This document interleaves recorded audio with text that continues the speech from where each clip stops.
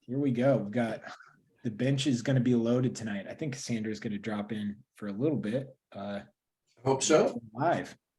Here we go. We'll get going in a minute. If you're here tonight to draw some 90s SNL characters, you're in the right spot. In one photo, not so 90s. Yeah, one's not 90s, but it's a better photo. It's a better photo, and it's in the true spirit of, he was Chris Rock was an important part of that chapter. But we decided to go with SNL because we wanted a break from the blood and gore of October. It's funny. I was watching a couple of 50s horror films. Yeah. And I think that early SNL, like 70s SNL, must have pulled a lot of source material from those movies. Because it's always like held a mirror up to the culture, kind of. Well, every time there was like a main character who was in charge, I kept picturing Dan Aykroyd, like as the character. So tonight we're going to do our best not to just say, remember that SNL skit when, but it's going to happen a couple times, I'm sure, but we're going to try to limit. If Chris Farley were here, that's how he would handle it. Remember that time? You're the first to do it, Timmy. I'm such an idiot. All right, I'm going to start the show. All right.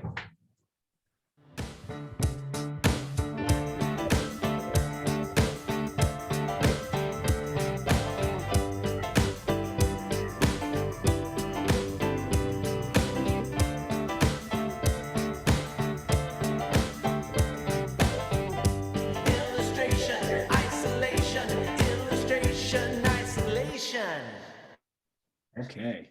All right. Let's see if we can get this back up gracefully. It didn't share, did it? You didn't. Give it another try. What's happening? I don't know what's about. Mojo is gone. Still didn't share. Okay. Give me 1 second. Ray, entertain, sing, Bill, tell a joke, something. I'm going to stop share and reshare and see if that won't do it. While you're doing that, John, I was going to say, I was really actually excited. This is like the height of comedy for me, 90s SNL. So I'm pretty pumped for tonight. You guys. It is great. And Bill and I can attest to this because it's been a part of our lives for a very long time. I was just going into high school when SNL came out, and we would stop our Saturdays or whatever we were doing on Saturday night, where if we were going to be at somebody's house or there was a party going on, we had to watch SNL. Oh yeah. It was just terrific. It really separated the cool kids from the not cool kids, because like all through high school on Sunday morning, I knew what happened on SNL. Your parents actually let you watch Saturday Night Live? In high school, yeah. Oh yeah. There was so many things that they didn't let you watch growing up. Yeah. Well, we don't need to blame them for that. Yeah. No, I was just curious. I was just surprised. No, SNL was game, man. Well, tonight we're doing 3 poses, 2 20-minute poses and a 40-minute pose. Our first pose here is going to be a church lady played by Dana Carvey. Love that shot. Love that face. You want to have fun with the caricature? Here's your chance. That everything about it is perfect. Second pose is of Molly Shannon. I'm going to giggle through all of these because Mary Catherine Gallagher, just fantastic character.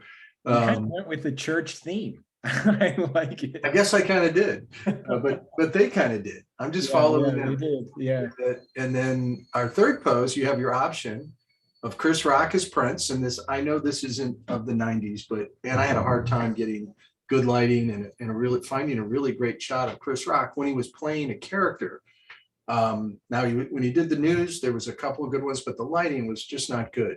So I thought this was really fun of Chris, and anyway, you have the choice of doing this and or Chris Farley. The David Spade, I wouldn't be that excited about drawing that. He is the perfect vehicle to get that reaction out of him. So Matt Foley, motivational speaker, just kills me. And this was a really hard one to get a good shot because he was moving so much, and everything was soft. Everything, there just wasn't a lot of great shots of it. But I like this one a lot, and it's good enough to draw from. So probably not a lot of still photography from that era. It's mostly just image stills from video. Screen captures. Yeah.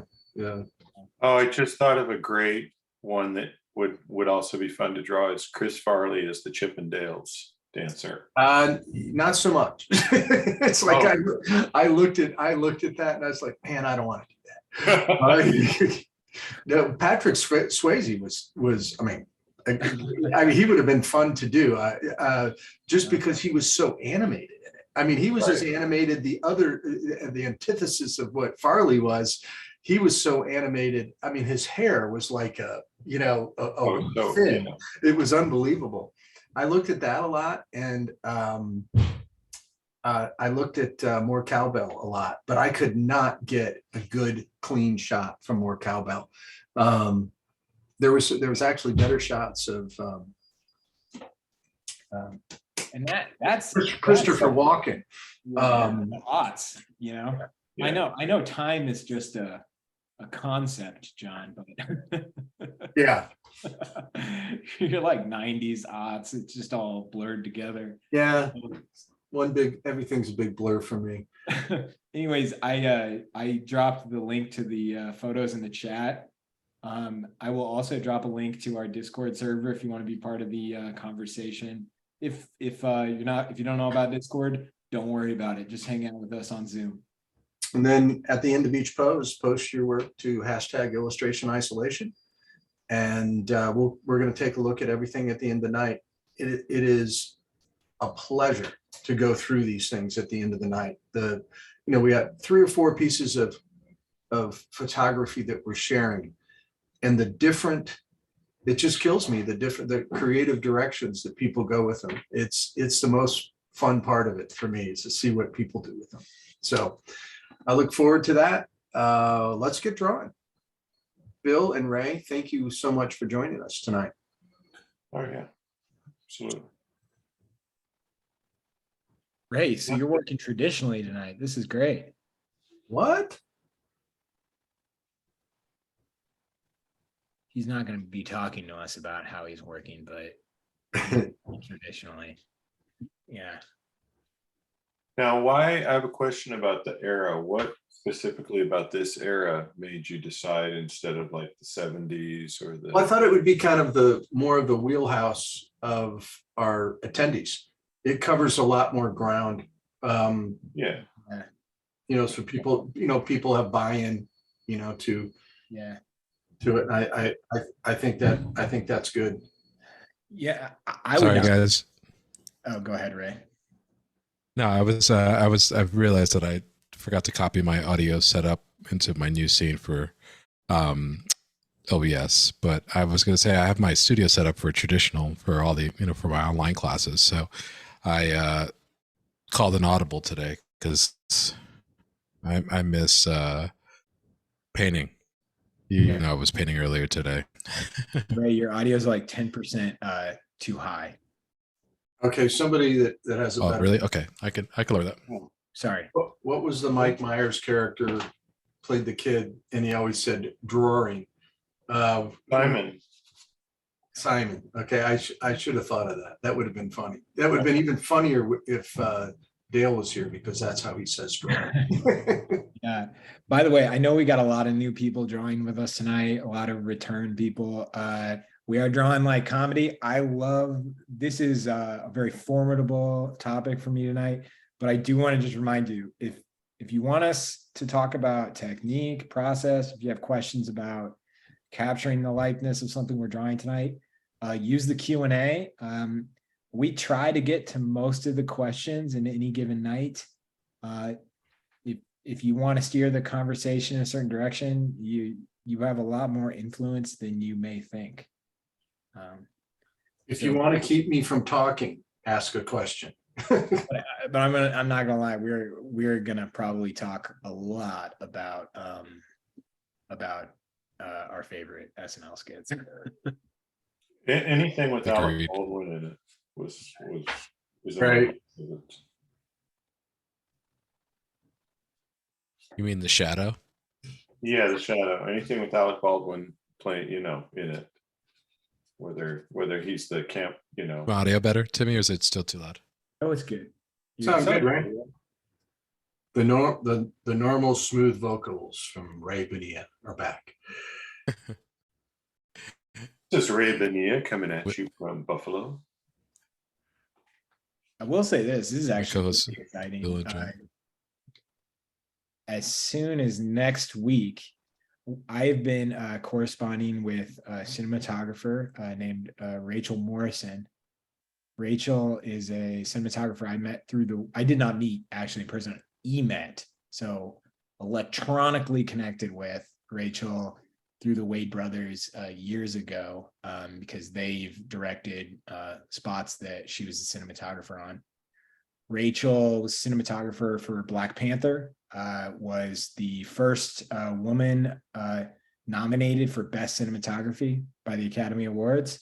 And we're going to be drawing her stuff in a couple weeks. And hopefully, Rachel, I'm currently coordinating this. Rachel's going to be coming on the show in 2023, which would be sick. It'd be awesome. Wow.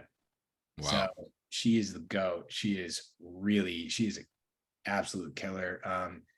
Yeah, if you want to see what her work looks like, she was the cinematographer for Black Panther. Also worked on, was the cinematographer for, if you remember the film Mudbound.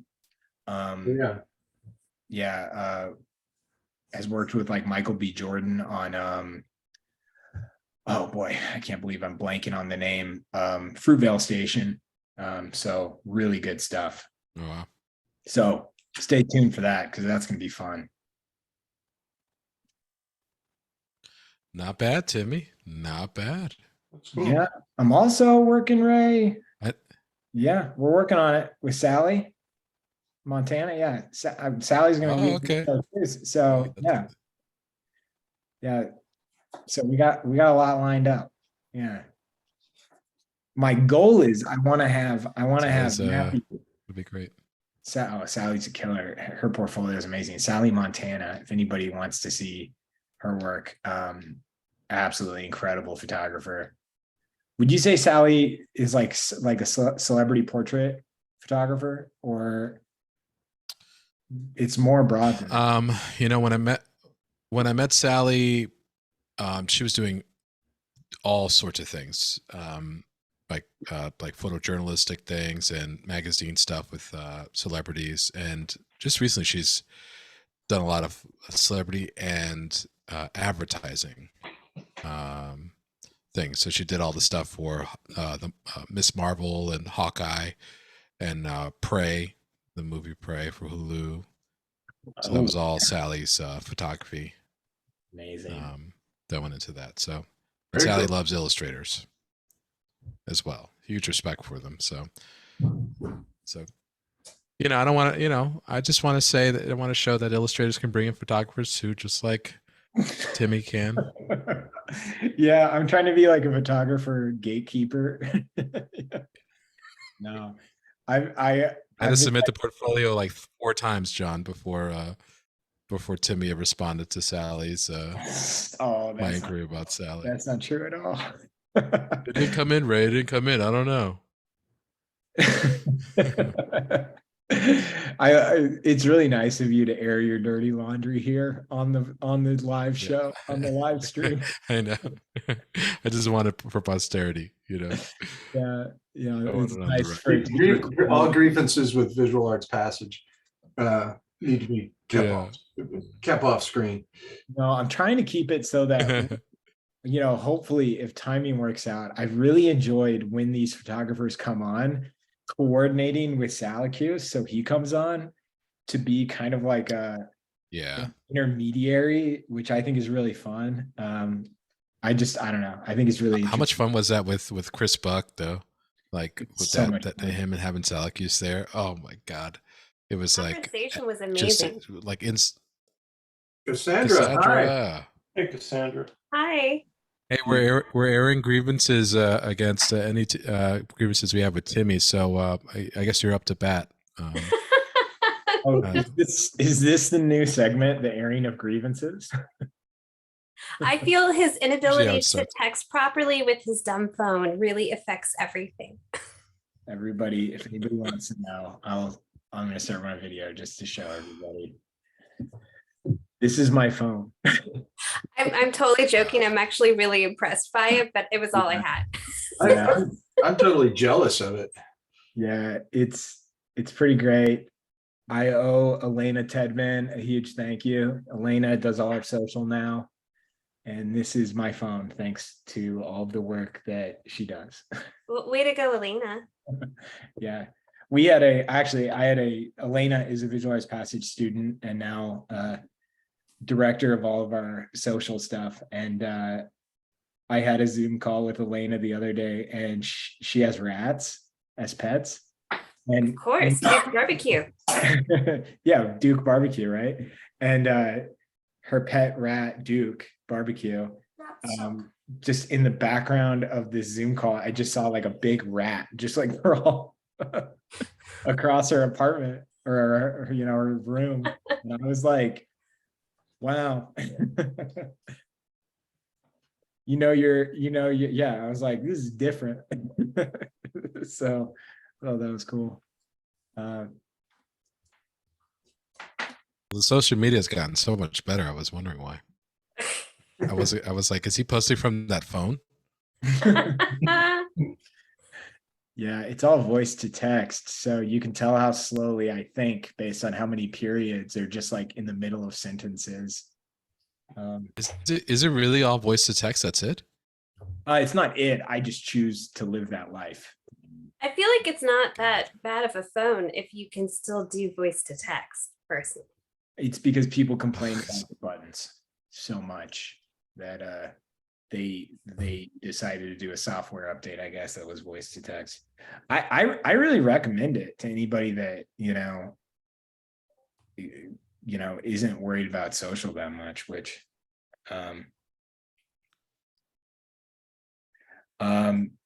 somebody said they're on Or you could pay people to. somebody just said they're on T-Mobile. They tried to get a dumb phone. You can get a dumb phone. It's called light phone. I was on T-Mobile. I used my T-Mobile SIM card. I really highly recommend it. It allows you, like, my whole life focuses around like digital communication, and I still do it. It's just way more concentrated. Tonight's episode is brought to you by Light, sponsored by T-Mobile. Oh, that would be sick if we were sponsored by Light Phone. I would love that. Cassandra, that was a nice read, man. That was good. That was a Nice nice read. read. Yeah.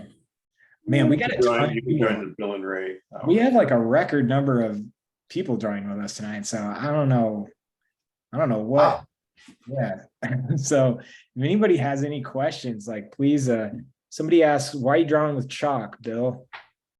Could you tell us a little bit about the medium you chose and why? Yeah, I'm drawing with New Pastel on tone paper, and it's flexible. It lets me start loosely and make adjustments and correct things. And I've been drawing with ink and forks lately, so I thought I'd make a change and use something more Challenge more yourself. conservative. yeah, but it's just, it's nice. I don't have to, with my vision and this medium, if I don't go in with another, like a lighter color or whatever, this is going to sort of be it. It's going to be this loose and this indistinct, but it still feels like it gets the character of the church lady without exactly looking like her. I don't know, it's just kind of fun. Looks like Queen Elizabeth's hair, doesn't it? Mm-hmm. A very nice Mhm. bouffant he has going. Or Nancy Reagan, I think. There's somebody who's balding, and I'm very jealous. I get triggered by hair that goes that high. I'll give you an old time illustration. Not that old, but the great illustrator Bob Peak had one of the best bouffants ever. Referred to him, some people refer to him as the silver fox, but Bob Heindel named him the bouffant man. The guy with the silver I like bouffant. I love knowing that now. Totally.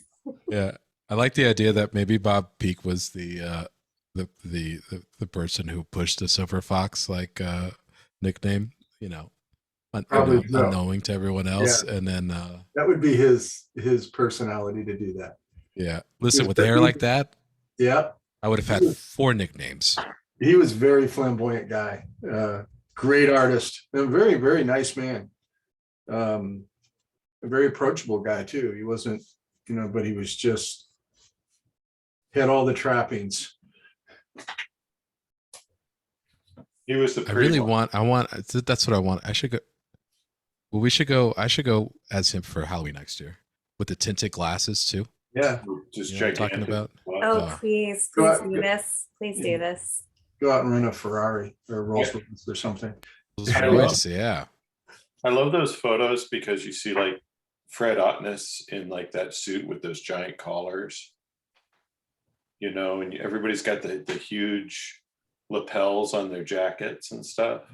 And the bell bottoms. Yes. I'm sensing here that we need to have a draw illustration masters night of the 50s, 60s, 70s era. Or recreate the photo of the illustrators workshop Yes. with them on the grass. Yes. I think we could do it. It's cosplay. I call it peak. I already called it. It's on the stream. I have no choice. Yeah. Yeah, you really Can't don't, John. play Dad. Yeah. Yeah. Yeah. Ray, there's like an episode of 30 Rock where one of the guys puts on a wig and Alec Baldwin's like, I know you're wearing that as a joke, but I think you should consider it. That was a good Alec Yeah. Baldwin you just did. That was a good one. Yeah. When Pete. Yeah. I'm a huge 30 Rock fan. I pretty much know all the episodes by heart, so I know exactly. It's so good. Yeah, the Pete, you knew the character, the producer Pete. Yeah. Have we had a 30 Rock Oh, yeah, night? I saw him at Illustration? Comic-Con. Oh, did you really? We've not had a 30 Rock night. Mm. Yeah, throwing out ideas. I'm all about doing SNL by the decades. Oh, that'd be fun. That'd be really fun. Yeah. This will be like a good grab bag if we ever really need like a light light illustration isolation. Yeah, I needed it. My you may hear little sounds in the background because my daughter Verity has been homesick all week with walking pneumonia. Oh, Sorry. So she's next Sorry, to me on the Verity. bed. She's watching something on the iPad with headphones. Is walking pneumonia just what is the difference? I think it's bacterial versus viral, I think. I've even forgot to how to spell Pokemon. Okay. shh. You know what? She sounds fine. Yeah. Yeah. Yeah. I'm sorry. So yeah, I think that's the difference, but honestly, I'm not positive. We just found that out today that it was walking pneumonia. Well, I'm sorry to hear that. I'm wishing you a quick recovery. Thank you so much. But I'm excited to Seriously. get to hang out and draw for a little bit because I haven't gotten to do much art this week. I saw my nephew earlier this week and he is sick. And we were debating at what age is it no longer acceptable to cough right in someone's face? It's never acceptable, but you put up with it till probably, I would say 6 or 7. 6 or 7. Okay. Oh, that's good to know. Okay, that's great information. Seriously, I've always Yeah. wondered that. Hey, Because you start to judge them, I feel like, after that, and be like, who hasn't taught you this? you start to be like, this is happening. This starts at home. What happens is the parents start to get judged after that. Oh, Exactly. hands down, yeah, that's exactly what happens. It's not the kid, it's the parents. Like, yeah, no. So you guys just cough in each other's faces at home? Yeah. That's the look you get. That's what I did. could That's what I see. said to my brother Tony. I was like, what's the deal? People just, are you just animals? What's going on at the house? Okay, now, folks, I want you to imagine Timmy telling them that to his brother while holding his light phone in his hand. Yeah. You know what's funny is I have found myself, so I'll go out to it's I do recommend, like, if you're interested in the dumb phone life, go out when a friend is like, hey, let's go grab drinks or something, or go get lunch, or anything, and just don't bring your phone, and you'll realize how much your peers just stare at their phones. And anyways, I I have found myself, though, the other thing you notice is I'll find myself in an argument and like disagreeing about like a fact or a historical event, and I'll be like, somebody give me the internet. Yeah, because I have like no clue to like fact check anything. You go back to you go back to a time when just confident people knew everything. Yes. Right? Now, my question is, I'm directionally challenged and forever lost. So you can't do any kind of mapping either, No, right? I called my mom like 2 days ago, and I was like, yo, is Metcalf east or west of Null? like I was just like, I was like totally lost. And I've gotten pretty good. You just become very aware. You're more present. You're like more wherever. I don't really need a map to get around Kansas City too much. See, before cell phones, I was always lost. None of that got better. Yeah, I didn't become more intuitive Yeah. that way. I just was lost longer. yeah. I remember when I was a kid going to a soccer game my mom had to drive us to, and we just drove for like 40 minutes, and then she was just like, I'm sorry, you missed your game. Like, we No. just never found the game. Oh. Yeah, that's like just I've like been there. pre-phone life. John, your drawing is looking fantastic.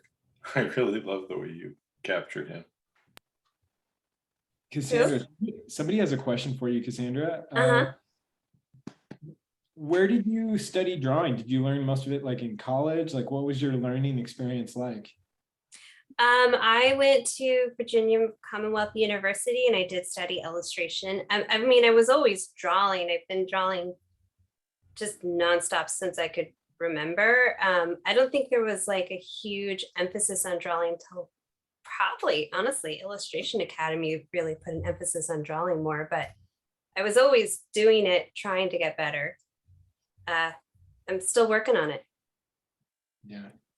Me too. I was just gonna say, maybe we could, Yeah, count me maybe we in. could go around the room. Ray, like, what was your education? We haven't talked about this in a long time. So Ray, what was your educational path? So I did my undergrad in new media at a state school called SUNY Fredonia, and I actually taught there until recently. Taught there for 13 years, and from there, yeah, I didn't really start drawing until I took drawing classes, but they weren't. They were more experimental and concept-based courses. So the fundamentals really weren't stressed until I ran into an illustration class taught by a teacher by the name of Alberto Ray, and then I really understood like the importance of drawing and how little of drawing I knew. And so from there, I took some night classes with over the summer with at Pratt with Greg Webb, who's an animator Oh, you lost there, Yeah. and Stephen Gaffney at SVA, who was James Jean's teacher actually. Wow. And then went to the did my grad work in.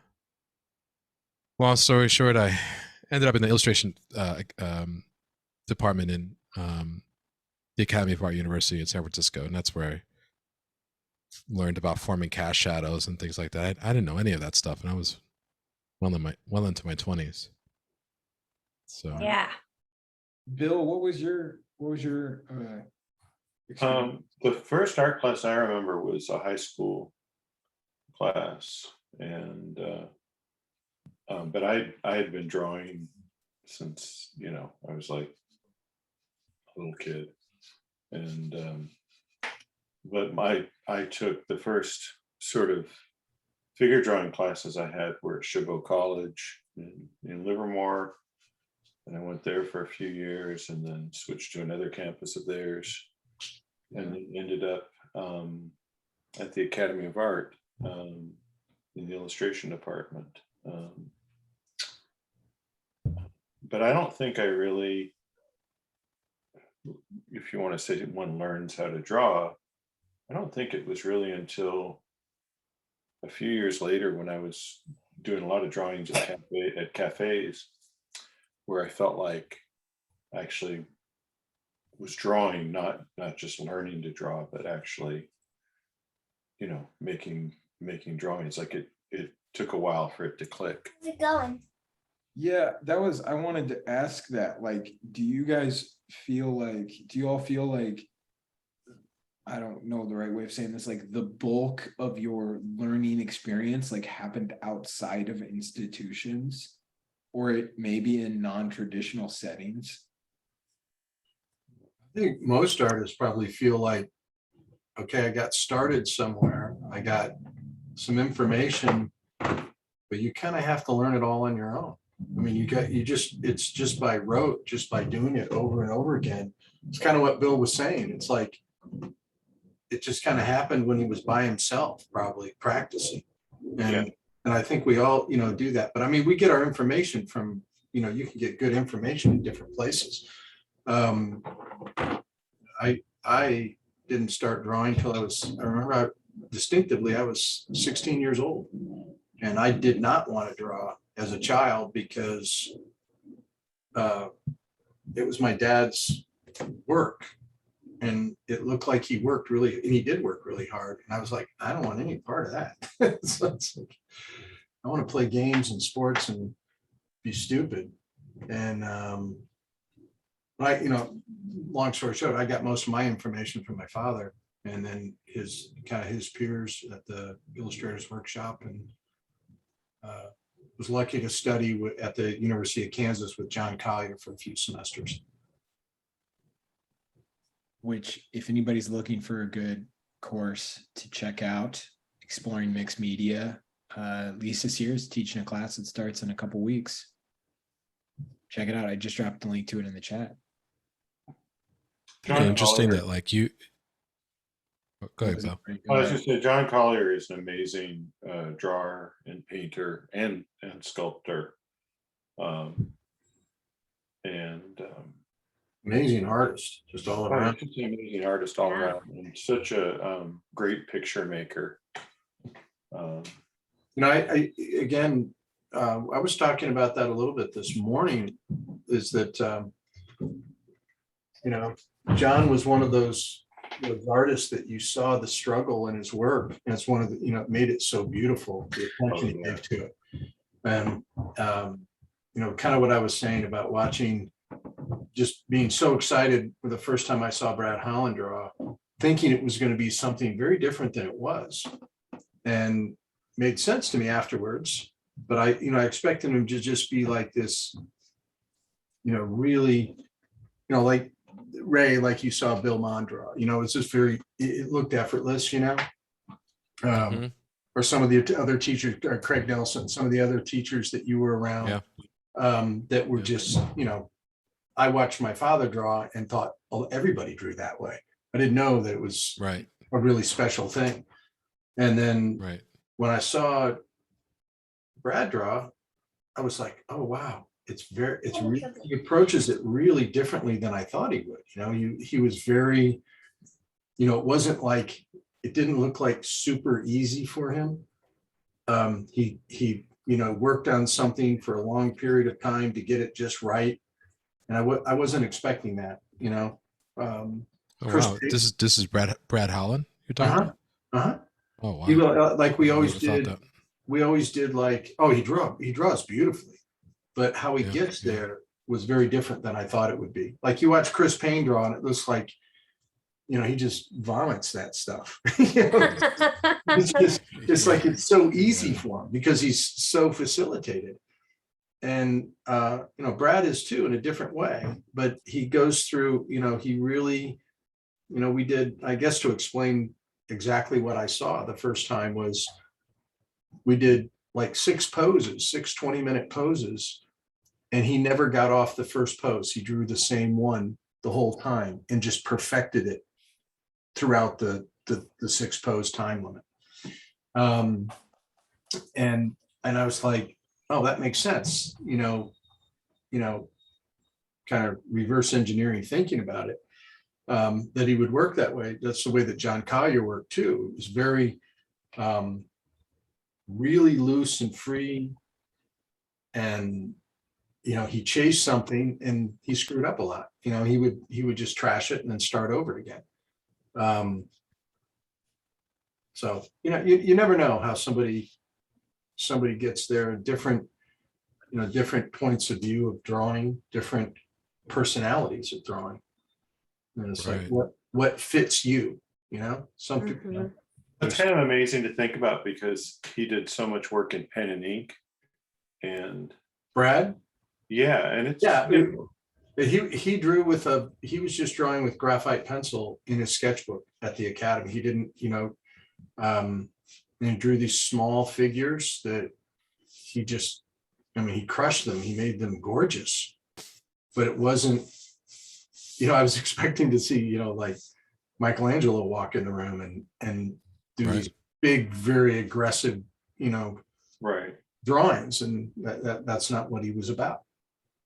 Hey, I want to recommend everybody, we should be moving on to the second pose. So please post your work to Instagram using hashtag illustration isolation and add visual arts passage. Just drop that in the caption and post it. And please share it. It's my favorite part. I can tell we got a lot of new people here tonight. We're going to look at all of the art at the end of the night. It's really cool. It makes you realize how special drawing is still, to see how many different interpretations can happen at so many levels. Also, don't let yourself be intimidated by if you're new. I just want to point out that it's a very positive experience, and we are genuinely excited to see what you did, no matter your level. 100%. Because a lot of us, we've been here for a while and we've gotten faster and we're professionals. So I don't want you to think, like, looking at people doing, work that's faster than yours, that we wouldn't want to see yours. We genuinely want to see and are excited about it. Okay, be careful with that, Cassandra. Putting a lot of pressure on us there. Well, yeah, you want to talk about pressure? This question, I've debated whether or not to ask this question, because I'm asking this question, assuming, like, the reason this is kind of an intense question to ask is because I think everybody on the panel has a really great career and has pursued really making great art.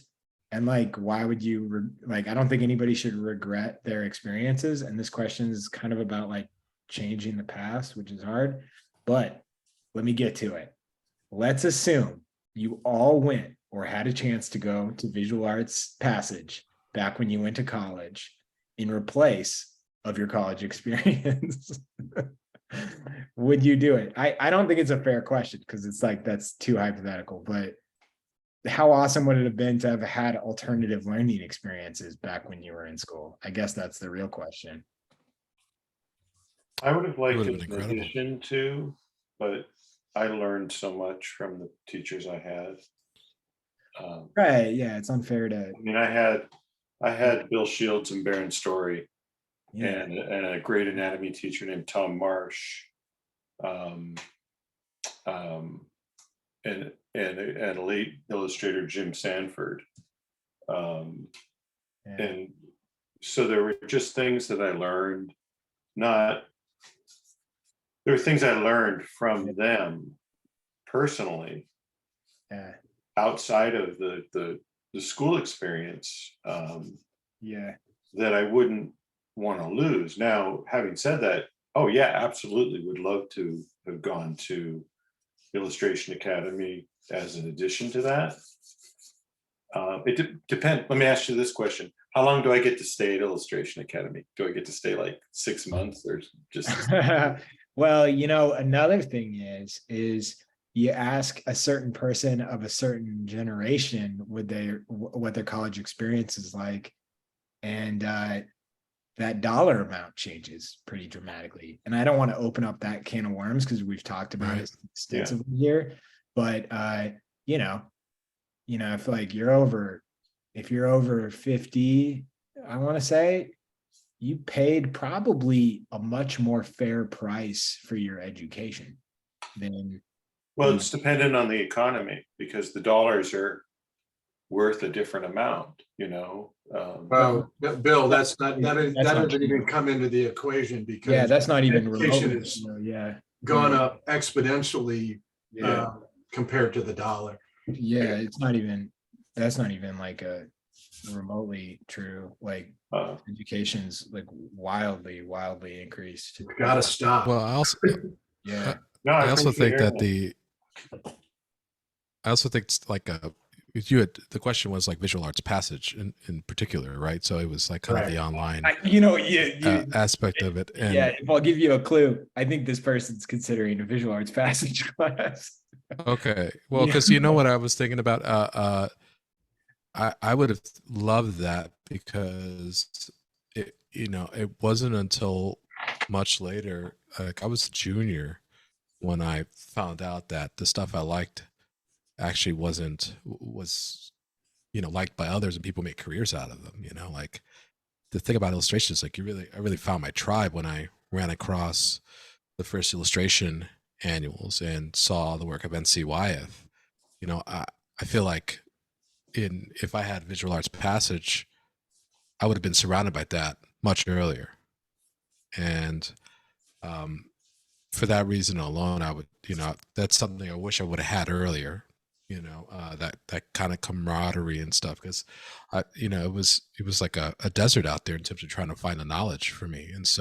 And also trying to justify why you liked it, what I liked. Because figurative art in my undergrad was kind of, with the exception of one teacher, kind of shunned. And people were pushed away from it. And so, yeah, no, I mean, that's, to have a community like that of people, and also just by, actual examples, good examples, professionals who are doing work, so have proved that they not only understand how to teach it, but also apply it to their own careers. I mean, that's huge, that's really huge. So that's all I wanted to say about that. And obviously I wouldn't change anything, but yeah, yeah. Yeah, Ray, I've had kind of a similar kind of experience to you. Like I would have honestly probably, it's different because it was cheaper when I went to art school too, but I also went to a public university. And so I benefited from having a lot of other education opportunities on top of just art. And I really appreciated that. But then I then also was able to go to Illustration Academy. And that was the first time I really saw what I wanted to do and saw people actively pursuing successful careers and showing us how they did it. And so I needed both of those. And so I don't know. I think I personally would try to figure out both. I know that's not the answer you want, but that, and it's also a different time. That's a great answer. I'm going to add to that because there's a big part of it that you're missing. Visual arts passage is, you can go through all 4 levels of the classes in a year. It's great information. It's taught by some of the best working artists. We can help you put you on a path to develop your career and help you with your art making immensely. But you got to remember that how are you going to load the rest of your brain? You know, I think people that go to a liberal arts college, that get a good understanding of, you know, literature and history and the way the world works and the things that help you develop voice is got to be combined with that. And I think generally art schools do a crappy job with that. And I don't, you know, and I generally, most of the time, they don't do a great job with the art part. You know, I think you can get there quicker. And there's so many good options out there right now. And you can customize. Don't start your freelance career with debt. That is one thing I will tell you. I don't care what you're freelancing in. Don't. Yeah, that's, you know, that's the ultimate argument to me. It's like you said it before. It's like, yeah, I love milk, but it shouldn't be $150 a gallon. Yeah. Yeah. Right. Yeah. So that's the financial side of it. But here's a question. This is a more fun question because I was kind of wondering this. If you all could spend an hour, get a private class for 1 hour with any illustrator, living or dead, who would you want it to be?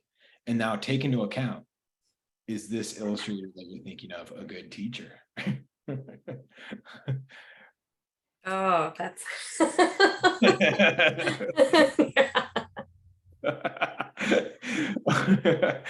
No, maybe let's just assume they're going to be really really generous. yeah. I mean, honestly, it would probably be like I'm still blown away by this painting I saw at the Brandywine Museum by N.C. Wyatt of a beautiful jar or like a bottle. And it looks like someone wiped their hand that's a great across one. the dust and then down at the bottom, it just had the number 45 because he painted it in 45 minutes. Like, I would have loved to watch him paint and learn from him. But whether or not he was a good teacher, I know he taught his kids, but he was a very complicated man. So I don't know, but I would have loved to just watch him paint and learn. I don't know, Cassandra. I've asked NC Wyeth in a dream for painting advice, and he wasn't very helpful. So you might well, okay. regret Well, that. you answered my question then. Thank you. I appreciate that.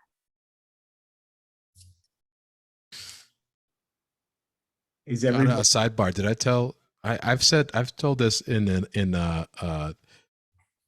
interviews and stuff, but have I told my NC Wyeth story? No, you have not. Let's hear it. Okay, so I was at a point in this is really fast. In my career, I was really frustrated with just the direction my artwork was taken. I was really torn with the direction, and I just didn't know what I was trying to figure out who I was as an artist, and I was just so frustrated. And I remember thinking, like, if I could just ask, I don't know, NC Wyeth or somebody or Harvey Dunn or just for help, they would be able to help me.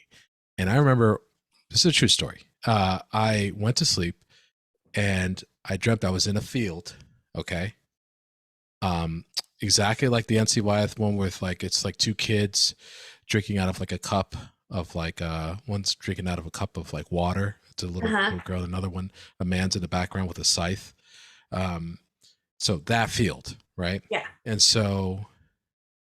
there he was. There's NC Wyeth in a big hat with his big old glasses, just like his self-portrait. And so I knew I was dreaming, and I knew it was NC Wyeth. So I'm like, oh my, here's my chance. And so I make some what's on. I was like, I don't know this and that. And so after the whole thing, I said, so what should I do? Like, who should I be? What should I choose? And I remember him looking at me and smiling, and he's like, I don't know. And then I woke up. That's awesome. Yeah. So not That's the end into of the what? dream. Did- Yeah. I love that dream. yeah, so not NCY. Don't ask him for advice. Yeah. All right, then Lion So, Decker. I want to learn from Lion but to Decker. answer your question, I, you know, I was thinking a lot about this. Who would be a good teacher? I'd maybe go with Harvey Dunn or Robert Henry. Hmm. Only because I'd be able to, I think where I'm at in my career, it'd be much more, the advice would be much more career advice and kind of, I don't know, I don't want to say high level painting advice, but more so like we're talking about the craft in a different way. It's not like in a fundamental application way. It's more of a how do you live your life sort of way. I don't know if that makes any sense. Interesting. I totally would have thought you would have picked Cornwell. Cornwell. See, Dean Cornwell, you said? Yeah. Oh yeah, I'd be afraid that he would hate all my work. So Okay. because I saw a interview with him and so I just couldn't, I wouldn't be able to stomach it if he hated what I did. So, but yeah, that's like, that would be the secret one that I'd be afraid to death to meet him. Oh, that's how I feel about Norman Rockwell. I feel like he would judge me too harshly and be like, that's not how you draw a possum. Okay, Dad, Rockwell would be great. because I had a lot of great instructors. So I would just want to hang out with my dad more. So I might say that. But if it wasn't for that, I would say probably Bernie Fuchs.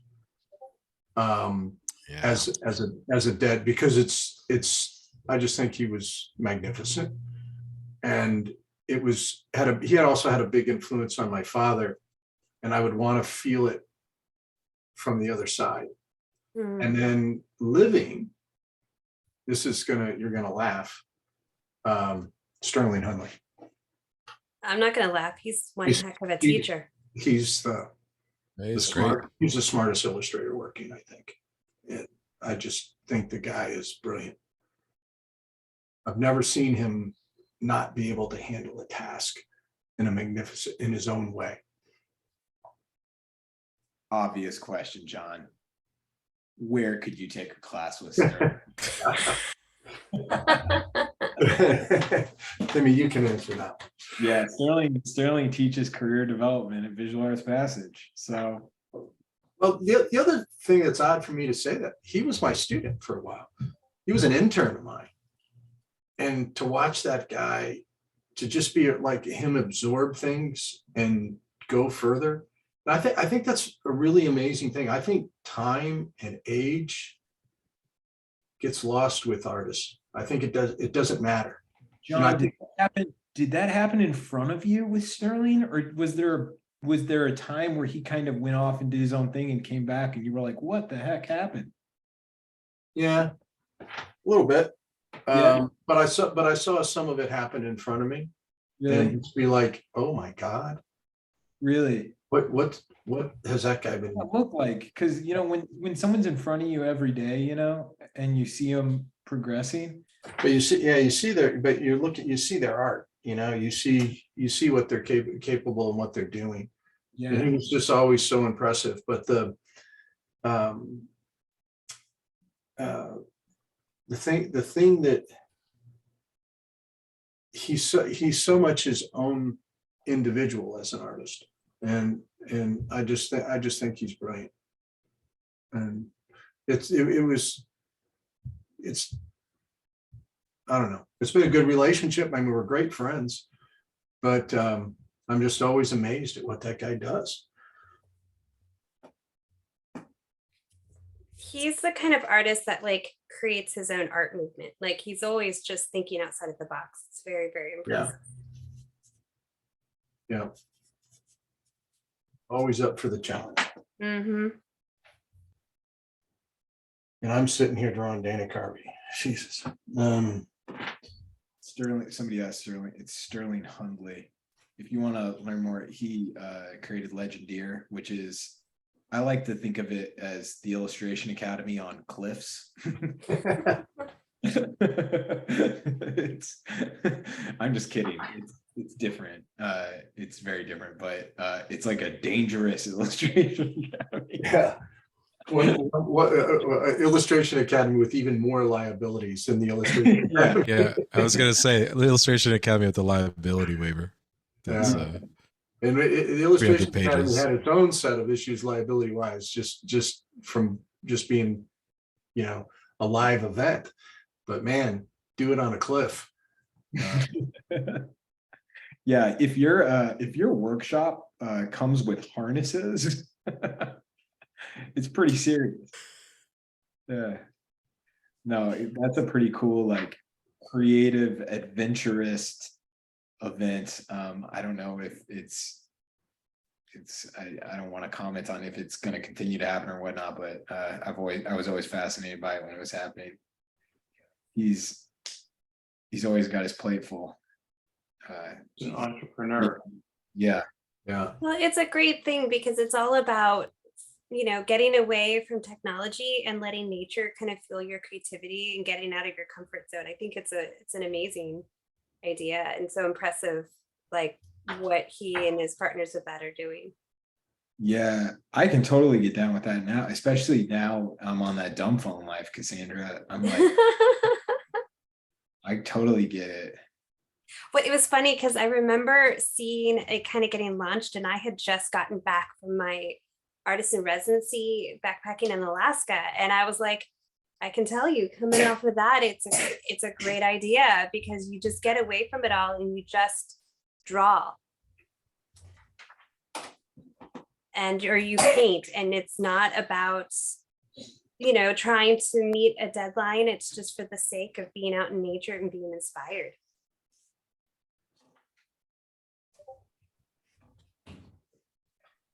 Yeah, it's being present is pretty difficult now.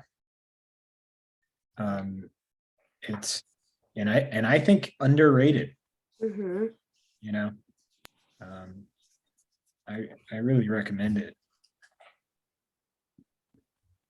Kind of goes back to what John was saying about just being a well-rounded person Uh-huh. and how that influences who you are as an artist. I mean, I was going to add, like, that's the reason why I think, like, even just starting a gallery painting program is so great, because it's something that I've wanted to kind of bridge myself, like where it's like what John was saying was like art schools do a great job of teaching you how to paint, but just in terms of rounding you out, probably not so much. And I totally saw that. I sort of got that well-roundedness by who I was surrounded by in my neighborhood. I lived in a neighborhood in San Francisco with lots of writers and artists, and so I was constantly around people who were smarter than I was and more well-read. And Is that why you come here, Bill? yeah, that's exactly it. Yeah. He went to lowly people. Which, by the way, what Raymond mentioned, the commercial gallery program, I just dropped a link to that. If you're more familiar with Visual Arts Passage, I should have said this earlier. We offer mentorships for illustrators and artists, and we are starting a commercial gallery program, which is Cassandra has helped us tremendously in building this out, as well as Raymond.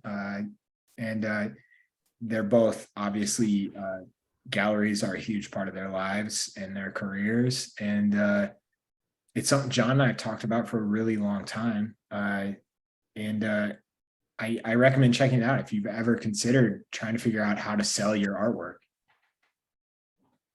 Now I have to kind of interrupt you, Timmy, because you left me hanging there. I was going to follow up with Bill's.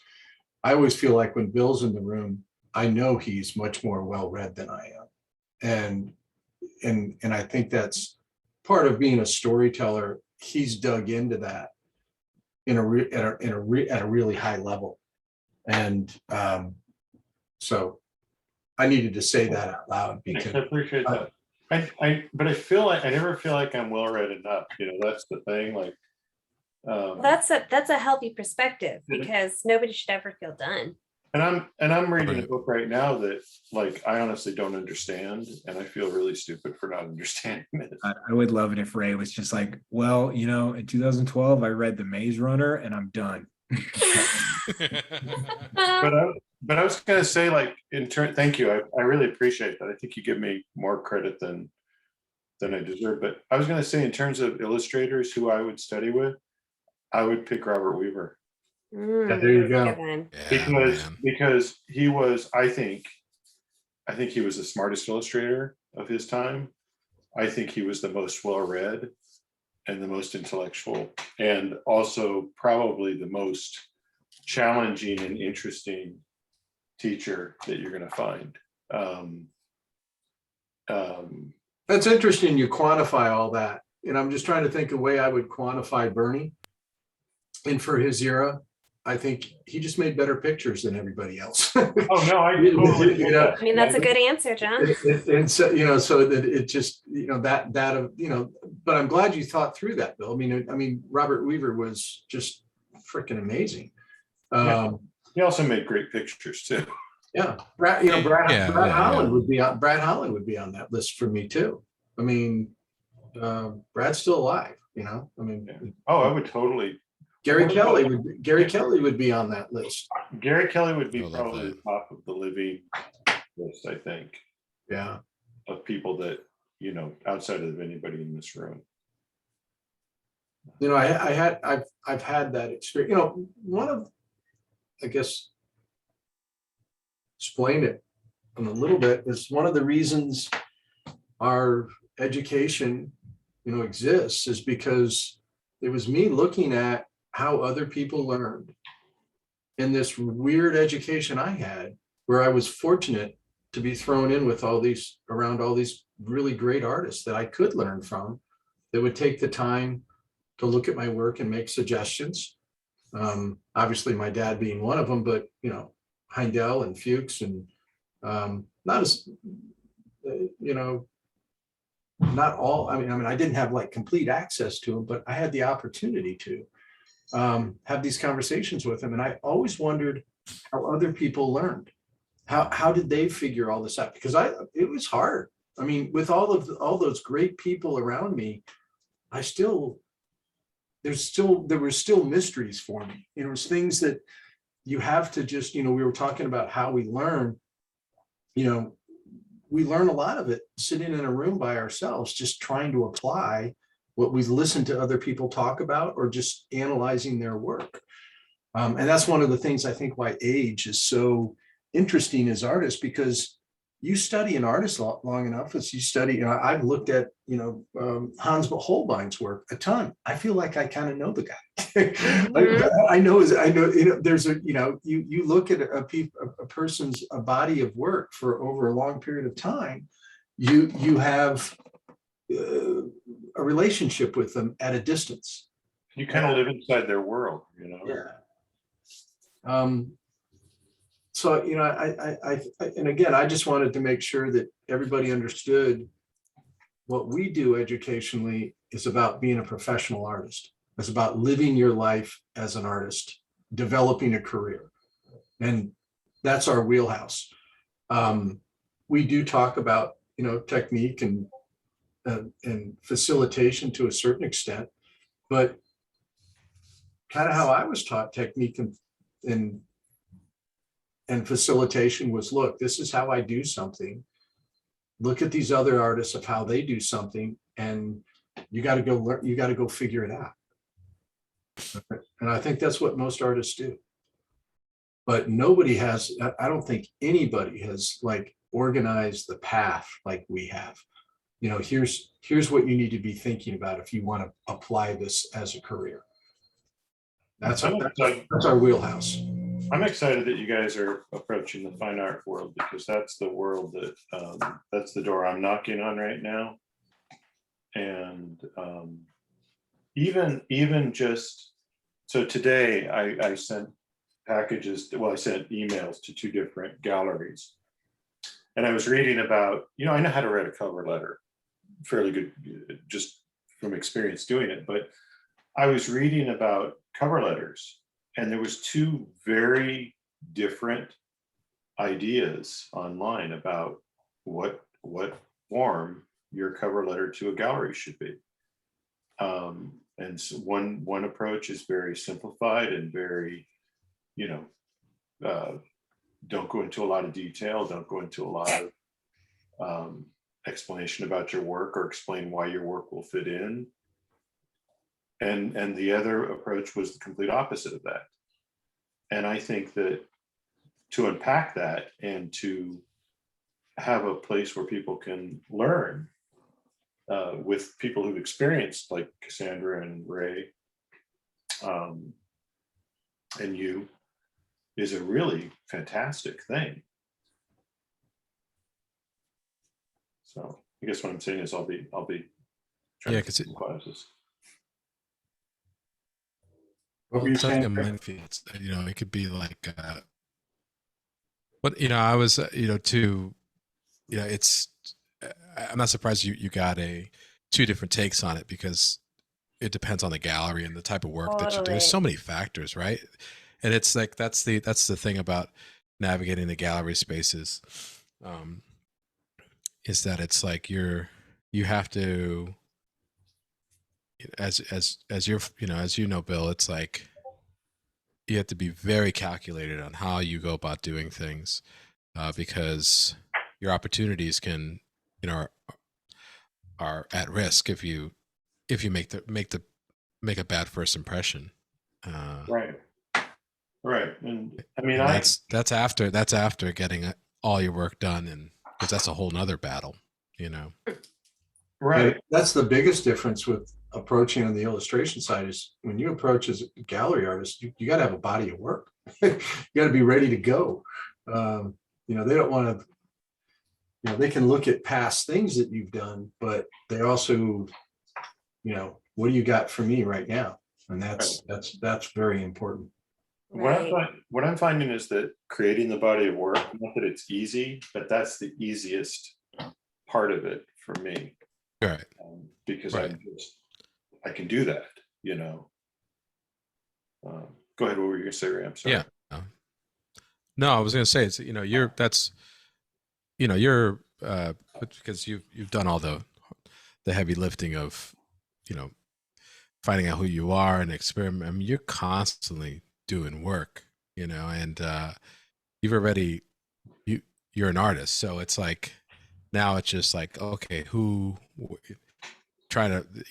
on the other end of it. The second half, just like trying to navigate who is gonna appreciate this work, you know? Right. And because it's Bill, I'm going to argue with you know, about it's like that a little bit. Ray, I'm sorry. I'm going to go ahead. I'm going to argue with Bill a little bit, because I've watched him struggle as far as what is it he wants to make? What does he want? And that's, you know, that's one of the, and I've watched you, and I think you've kind of figured it out, but I think that's one of the identifying problems that are, you know, okay, now I've trained myself, I got all this information. What do I do? No, that's absolutely true. And I'm only speaking about the current thing that I'm doing right now, because I have struggled trying to figure out, what do I want to do? What's going to work? What's going to sell? What's going to be satisfying? Everybody does. They got what am I going to enjoy doing? And so, because of the conversation we had, and really your suggestion to approach landscapes, that opened up a whole different part of me that, by the way, what you're doing is beautiful. Thank you. Thanks. I'm enjoying it. And I'm learning from it. And I feel like it's funny to say, but I feel like I'm learning how to paint for the first time in my life, in a weird way. And it's I'm getting to dive into some artists whose work I really like that's non-figurative. So Ray, how did you formulate those ideas? Before you answer that question, I just want to tell everybody, let's move on to our last pose. So this is the final pose. You can choose between Chris Farley and David Spade, or Chris Rock. It's one or the other. You can do both if you want to. This is a bit of a longer pose. Please post your work from pose number 2 with hashtag illustration isolation and add visual arts passage on Instagram. And we'll check it out at the end of the night. Sorry, Ray, go ahead. Oh, no worries. No, I mean, it was an evolutionary thing, but I've always been, interested in my own body of work since I took my first illustration class with Alberto Ray, because our textbook for the class was The Education of an Illustrator by Marshall Arisman, and I read that thing cover to cover in like a day. There's another great one to because study. it was. Oh yeah, he was going to be my second choice. Sorry, Ray. Yeah. Yes. Oh my God. No, yeah, I would have loved. Kind of kicking myself for not. I know, I know so many people that know him. I should have took advantage of that just to meet him. But so I've always thought about that. But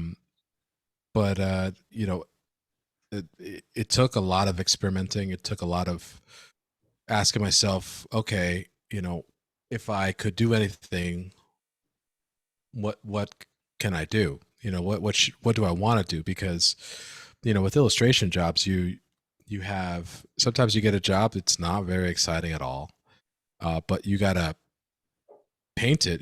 The trick is painting it like it was super exciting, and you had the most, to paraphrase Craig Nelson, like you had the time of your life doing it. You always have to make it seem like that.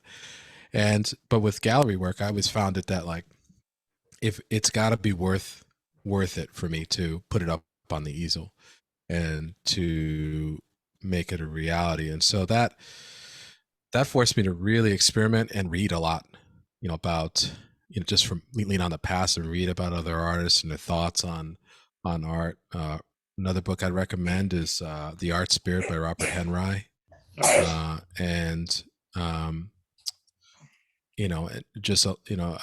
Just studying and reading up about artists. And Robert Weaver's a huge inspiration to me too, because the idea of the visual essay was really, it's what I do. I just do a visual essay about my entire life. That's what my work is about. And so I frame it with that idea. But it's always evolving. That's the thing about art, right? It's you get to a point where you're developing your career and you're developing your body of work, and you have to facilitate the evolution of that body of work, because you have to constantly be entertaining yourself, so that you don't go stagnant. So you can grow. I'm not one of those artists that, yes, you can grow, right? And I'm not one of those artists that, like, got super famous for doing this one type of artwork, and then I'm just basically just repeating it over and over and over again. So I'm always just trying to push myself, and I just feel like I just started to learn how to paint. Like I'm just starting to understand what it means to. It's like every time I start a painting thing, Ray, do you feel like sometimes looking at other artists gives you permission to do certain things in your own work? Yeah, all the time. Every time I want to do something, I'll grab a book of an artist that's done it, just so that they can give me permission to do it. Does that make sense? You know what I mean? It's okay. Look, I did it here. You can go ahead and do it. Oh yeah, I do. Yeah, that's what I did. Oh, I've seen yes, it. Bill, I I totally was get what just you're talking looking about. at William James Edward painting. It was he illustrated. He did a 20 the Jules Verne 10,000 Leagues Under the Sea piece, and it's in, for those of you that have The Illustrator in America by Walt Reed. It's in that in that book, and it's like this. It's like Nemo. It was like Nemo sat still in, I don't know, something, in amazement or something like that. And it's just super painterly piece. It looks like it looks like a gallery painting. The fact that it's a book illustration is hilarious because it wouldn't fly today. And does that make sense? No, that makes With sense. those, yeah, it's so, I was doing a bunch of strokes and I was like, should I treat it like this? I really want to treat it like this. No, it's going to be bad. No. And then I was like, I know who will give me permission. And so, yeah, I usually have books open all the time. I have like, depending on the painting I'm doing, all the time. Right now, I'm rewatching the Studio Bridge episodes of Thomas Blackshear because I'm working on a piece that reminds me of, getting into his mindset of like good is not good enough, and going through that process. By the way, he'd be probably one of my at least my top 3 of people I want to just talk painting with. Yeah, of living. Yeah, he'd be a good one. You can do that, Ray. All you got to do is call him. He's I know. very, very approachable guy.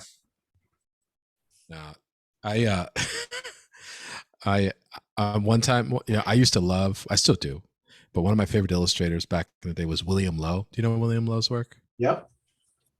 Yeah, so he was doing his cityscapes at the time, and they were all over the illustration annuals that I had that my buddy had found actually in the library, and we just used to go crazy. And so I saw William Lowe's phone number and in one of the annuals, and I had a cell phone, which there were still people that didn't have it. I'm totally dating myself, but I was like, I'm gonna call him. Do you think his number still works?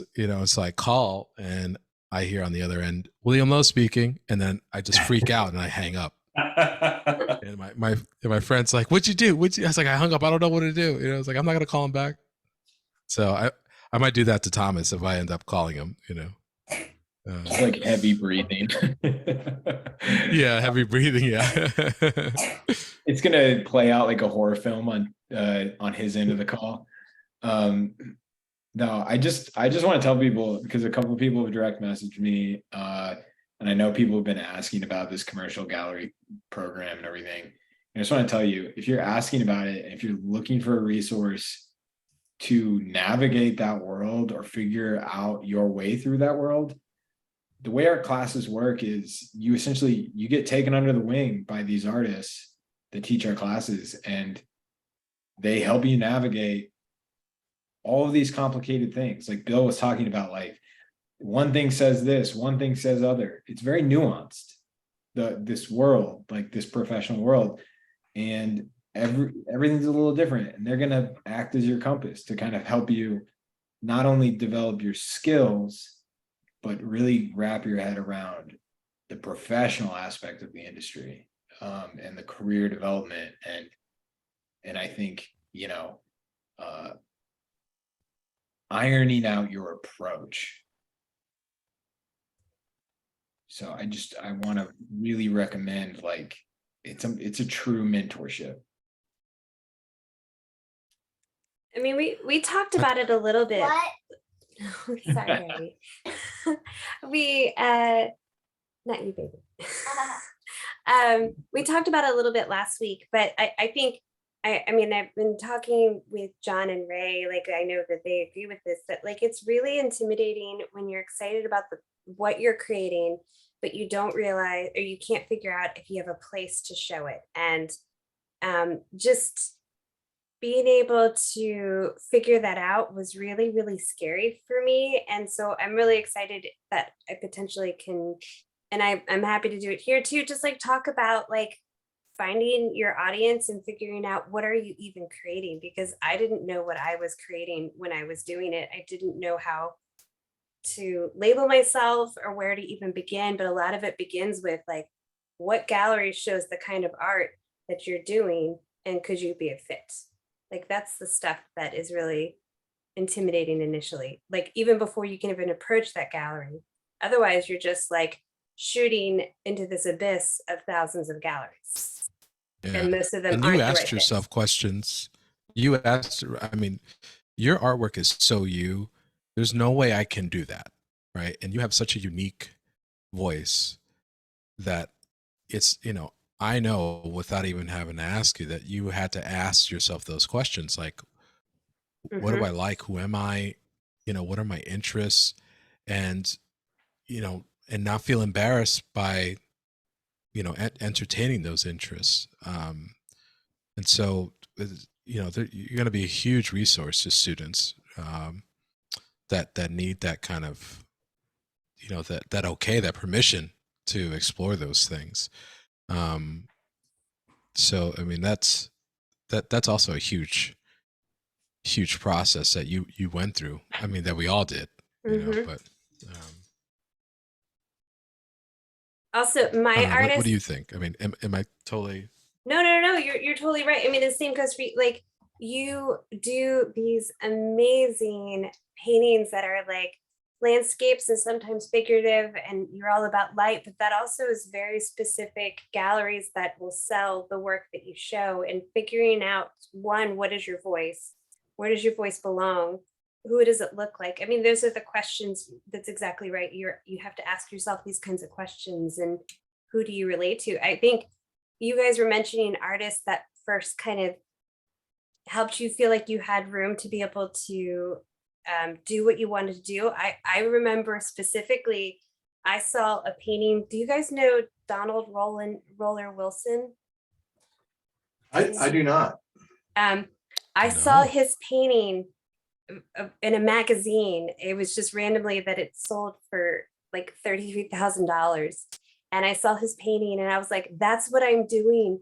This means there's an audience. If a painting like that is similar to what I'm doing, it's its own unique voice, but it falls in the similar category. I realized for once, like, oh, I think I have a chance. That's awesome. That's If you ever look up his work, like, I don't know, Timmy, if you can look up Donald Roller Wilson real quick, you will know when you find one of his paintings. I will. I was going to ask you, Cassandra, were you surprised as you started to enter the gallery space, how many galleries like you were able, because you're showing that like you have worked with a lot of galleries at this point. Have you been surprised? But because you have such a unique, kind of incredible niche, like I love your style. Were you surprised that that many gallery, that it can be shown at that many types of galleries? Oh heck, I'm still surprised to this day. I like, not that it's not worthy, but that no. I was completely surprised. Like, it still blows my mind that I get to work with some of the galleries I do with the kind of work that I'm doing with my animals. So yeah, hands down, very surprised, very lucky, and excited that I keep getting to work with them too. I think it's just amazing to just like to know that there's an opportunity, to know that there's a space, and finding your corner it's incredible. I mean, that's an incredible thing. And to think like how easy it would be for someone to just say like, I don't know, that's pretty niche. Yeah. I'm telling you, Donald Roller Wilson was the person that made me think I had a chance. Okay. I found it. See what I'm talking about, man? Yeah, I'm gonna share it. This is amazing. I'm gonna try and he's so great. He's so good. Yeah. Everybody give me a second. This is great. Some of it's almost scary. Yeah, it gets a little creepy. And so I try, honestly, nowadays, I don't look at his work anymore because I don't want to be too led by what he does. So years ago, I stopped looking at it, but he was the one where I saw that I had a chance. Oh, that's cool. All right. I'm going to apologize if any of these are like not his and maybe inspired, but I'm pretty sure that they're all Donald's. Can you see it? Does that look right? Yeah. Oh, that's great. Oh my God. Yeah. And he found an amazing audience, and I got so excited, and I was like, okay, so I have a chance. Look at this dog. Isn't he great?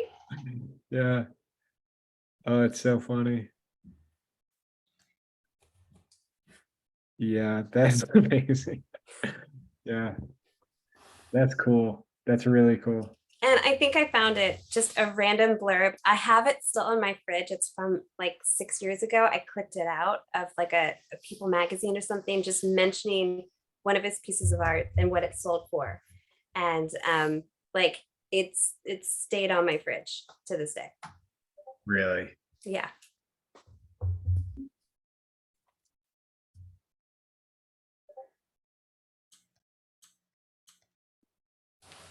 And I thought I did some silly pictures this morning. Jeez. Someone asked earlier about that first reference about like drawing the eyes and also like drawing eyes behind glasses. Do you all have any recommendations? Yeah, it's hard. It's like Definitely put the glasses on last. yeah, and it's a matter of, it's really kind of a matter of where the highlights are, and Yeah. just trying to make sure everything's in the right place. But this reference for me, I mean, I have a printed black and white print of it, is so soft I can barely see what's going on, which is kind of good. How about drawing the mouth? That's such a, he was the master of like the turtle mouth. Yeah. Pursed lip. Yeah, that like, yeah.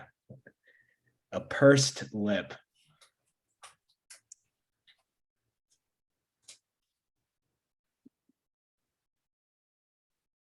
Is anybody I'm working? just trying to think of like, Go ahead. no, I said, usually when I think about expressions, I just think, honestly, how would Chris Payne do this? And Yeah. then try and do a poor man's version of it. Ray, this has to be the first time you've done your full digital process on illustration isolation. What's going on here? It's awesome. Well, I kind of realized that I should have painted the head bigger. It was a little small. So I think I'm going to go finish it. I just took a photo of it and I got it into Photoshop, and now I'm just painting it up. And just adjusting some of the values and things like that. Because I like how loose it is right now. Yeah. Yeah, I'm trying to keep it very just indications, and that's what I was working on with the acrylics, but I need a little bit more. I need it larger so I can get the real swing of the brush. You know, that feeling. I should have worked actually your size, John. I'm not How large Cassandra. I'm no Cassandra, so like I can't work that small. No, you're better. You're a Ray. I'm like a bull in a china shop, How big is it? This was like no bigger than maybe 8 inches. The head. I think it was a small sketchbook that I had. So, Mama.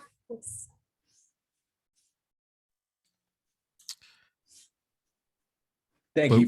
One thing I wanted to say about the can I just say one thing about the gallery program is, it's the thing is, it's not like not only how you get into galleries, but also how do you continue and maintain your career as a gallery artist. That's one of the things that I don't know if it's John. I mean, I'll kick it back to you, but I don't know if that's really been discussed before in other programs like that. Ray, the other night you mentioned like you might go to a gallery and see a bunch of you'd be like, man, they've got a ton of Tyler's work up. And then like the gallerist might be like, man, we have a ton of Tyler's work up. Right. I'm not talking about anybody specifically, but it's just like having a lot of work up at a gallery like might not be a good thing, right? Like, right. might indicate I just had that conversation with Rich Bowman yesterday. And he was talking about, well, he's been who through. who is Rich Bowman? Rich Bowman, Great painter. a really good landscape painter. Lovely landscape. Having a lot of success. Like to say he was a student of mine years ago. I have actually, hold on 1 second. You gonna bring an original, John? God, this guy. Can we turn off his camera? Is that a possibility? That's Oh, that's That's not a- Oh, fair. that's lovely. That's a That's Rich just not Bowman. fair. Ooh, that's beautiful. Isn't that That's beautiful? not fair, John. Yeah. He did that right after he took a Richard Schmidt workshop. Wow. Came back a new He's man. another painter. It's so. Anyway, Rich was talking about, he's kind of been through a big life change. And he was talking about having to, doesn't have the consistency of producing that he did a year or two ago or 3 years ago, and how he was handling it. And he said, I kind of found out I was always so panicked about having enough work in the gallery. He goes, it's worked to my advantage that I don't have as much in there. And he said, having too much work was more of a problem, because it's accessible to the gallery. Looks like it's not selling. It's easier to deal with. I mean, he had all kinds of positives that have happened to him about not having enough, being able to feed the gallery as much as the galleries as much as he used to. He's in some really great galleries too. Yeah. I had my first solo show when he was having his solo show at the same gallery. Oh, cool. Whoa. So that's when Which I got gallery was it? If you don't. It was here in Richmond at Glave Cosin. Oh, yeah. Nice. They went out of business, didn't they? Well, they went online because they sold their building, and then now actually they're renting a new space and going smaller, and they're doing both online and in place. Cool. John, the timing of that was like, oh my God, you just went after Cassandra. No, I that came out wrong. We went after I business apologize. after that show. I kind yeah, of, Ray, thanks for emphasizing that. And making it No, obvious. he was. I understand what you're talking about, John. I was just trying to see if Cassandra would turn on you, John. I don't think it's going to happen. Never. Not again. Ray's like, I'm involved with the program. I'm gonna see how fast I can make this a Game of Thrones. Yeah. I'm going to take it down from the inside. I can see this is he like takes this down, and then I can see him screaming, Yeah. all done for Live Brush. Yeah, this is for Live Brush. Yeah. It only took me 3 years, but I finally got it. Yeah, it's like The Yeah. Departed, but for Live Run. Yeah. Hey guys, I think I'm gonna head out and see if I can get my sickly child to bed. But it was a delight hanging out with you all. Everyone's pieces are looking fantastic. Beautiful purse lips there, and Bill, that looks wonderful too. Oh, thank you. Great drawing. That stream. That's terrific, Bill. Cassandra, thank you so much for showing up, hanging out with us a Yeah, little thanks, bit. Cassandra. It's always a joy. Y'all take care. Have a nice evening. You too. You Best too. of I luck. hope the kiddo feels Get better. healthy. Thank you.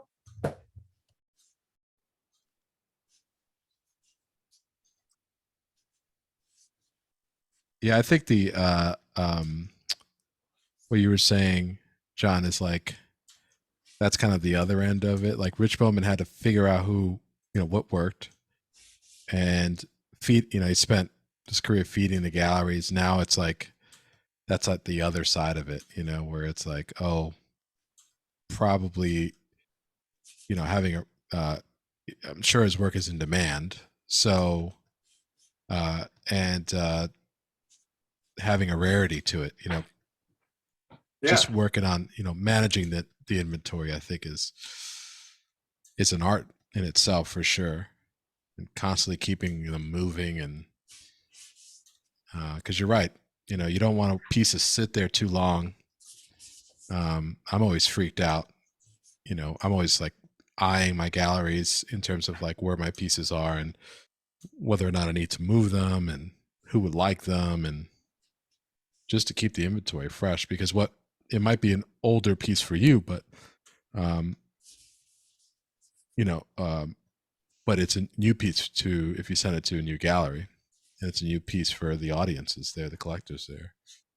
So much stuff to navigate. I don't think I can't find a parallel in illustration for that when it comes to inventory.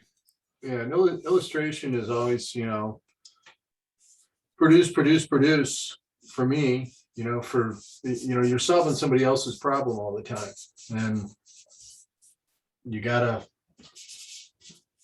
be capable and have the ability to move quickly and get things, deliver on time and all of that. You have to with the gallery world too, but you just got a longer runway. And Yeah. you're making the decisions, you know, in a different way. You know, it's like I heard Heindel talk about, you know, doing work trying to find a subject matter that he could work with for a very long period of time and grow as an artist, and something that he also thought would be easier to monetize. And right. I don't think I can draw anymore tonight. I think I've done enough damage. Well, that's okay, because we're coming up on our 5-minute warning for the last pose. Oh, that's perfect. Bill, and Chris John, I was going to Farley- say, why don't you take a photograph and bring it into Photoshop like me, you know? Bill, your Chris Farley is so great. Oh, thank you. Yeah, that's It's great, awesome. Bill. Thank you. We'll just pin that video for the time being. Let me screenshot that, and I'll just throw a couple of strokes over it and sign it. Find it, sell it. Yeah, Yeah. make an NFT out of it. Oh yeah, Could be. Could I be. was I was thinking about Ronald Searle. You know, who did the Oh yeah. The portrait painter? Yeah. Ronald Searle, the wall. Oh yeah. I'm thinking of oh my god, who's the portrait painter that I'm thinking of? You know what I'm talking about, John? Did a bunch of presidential portraits. I don't know who that is. Ronald. It's not Ronald Searle and also Ronald Steve Scher, Perry. sorry. All right, John. This is the segment for mystery question from a mystery student. I just got my first professional book cover project.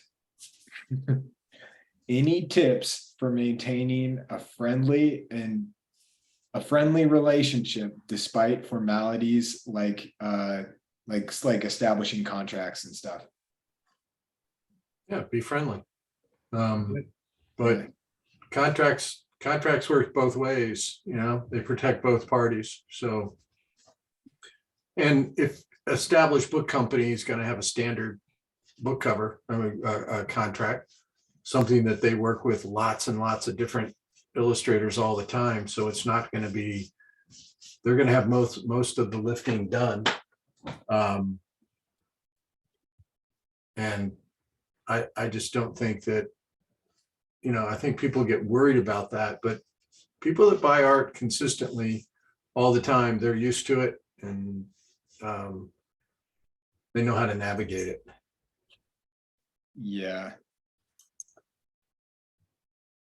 I think sometimes people can be from my experience with contracts, and believe it or not, when I was a photographer, I had to sign a lot of contracts, and especially when I was a younger photographer, I was reactive.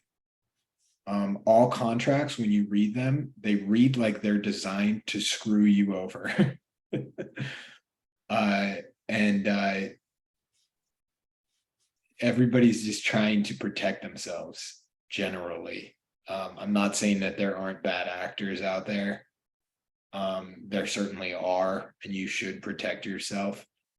But I think there's like a an in-between. I think the worst thing you can do is assume everybody's out to get you. And that's where you run into this person, like that's where you run into where the relationship can kind of sour. You kind of have to have a matter of fact, like healthy attitude about it. Does that make sense? And you can't be afraid to deal with it and talk about it either. You know? Yeah, you have to be Right. comfortable with confrontation in a way that's friendly. The worst thing that you can do to an art director is ghost them. Is not. I mean, they, you know, all of the art directors that come into our program and art directors that we've interviewed always say that trust.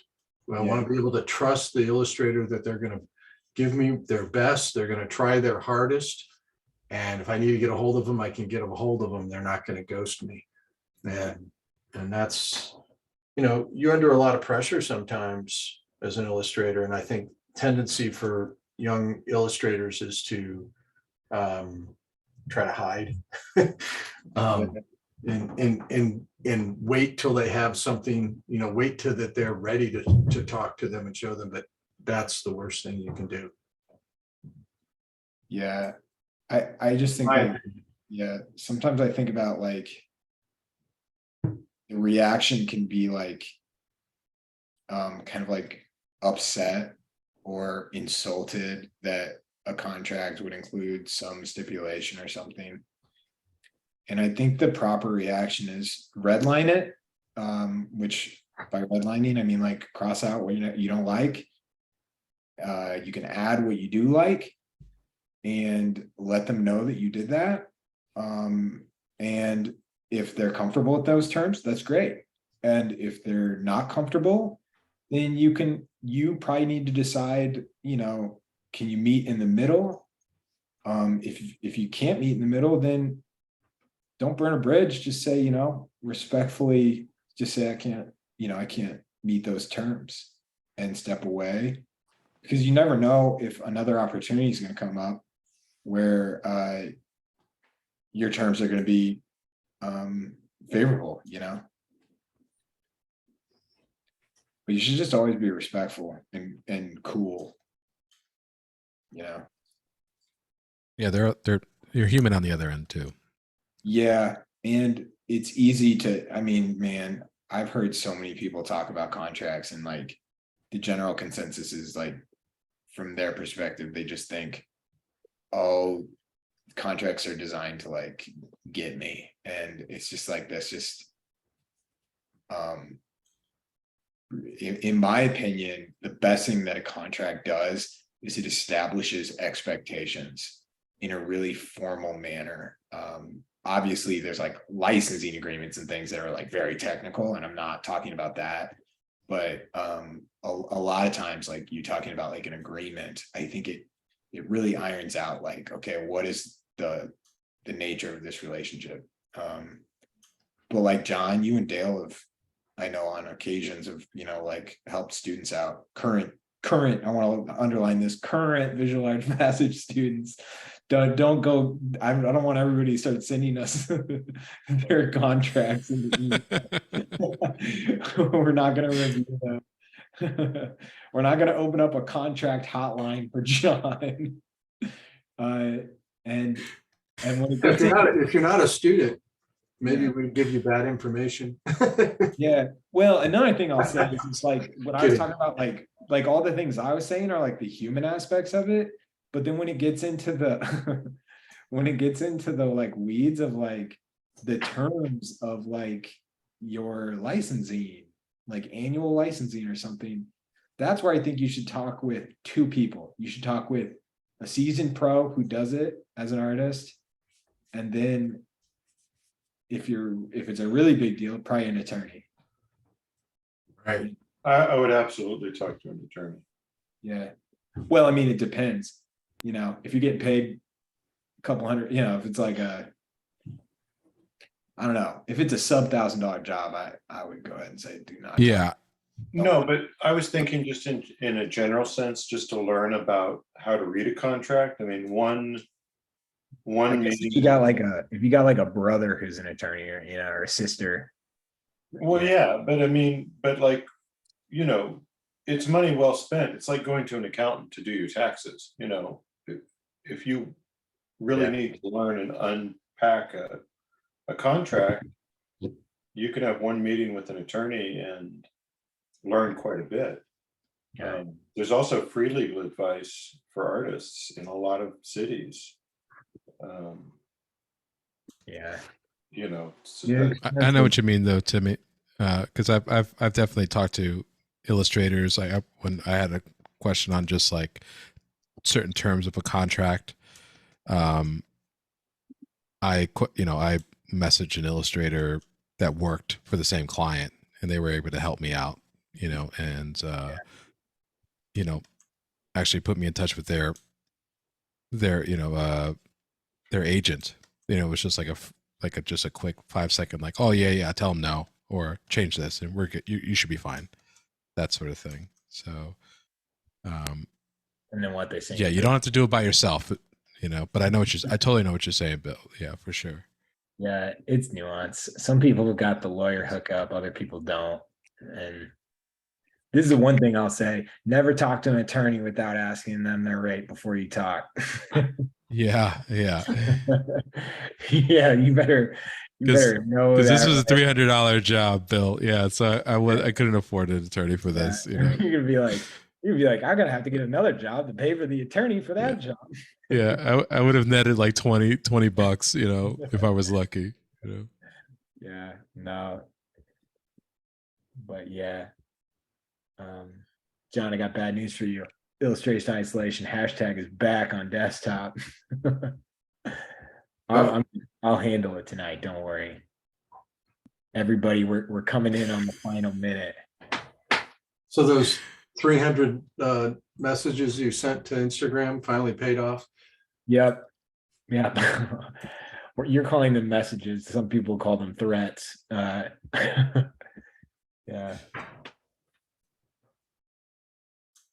Ray, that's awesome. I'm loving it. That's terrific. Great. Yeah, Uh, I'm glad you like it. I'm just trying to save this thing before it goes belly up on me. I lost mine. Hey, everybody, if you're in the audience, please start posting your work to Instagram with hashtag illustration isolation and at Visual Arts Passage. John, can you guess who asked that question? Could be Ocean. It's Ocean. It was Ocean. Congrats on the job, Ocean. Way to go, Ocean. Yeah, awesome, Ocean. Don't get stressed about the contract. Just do what you can. Do the work. Actually, Ocean was in our program. Was it last semester? Was the last time she was in? Or the Yeah, semester? in our program, already signing contracts. Look at that. Yeah.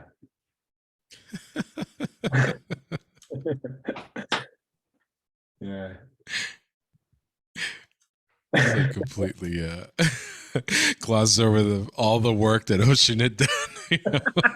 It's just all the work, just nonstop. Yeah. Ocean signed up.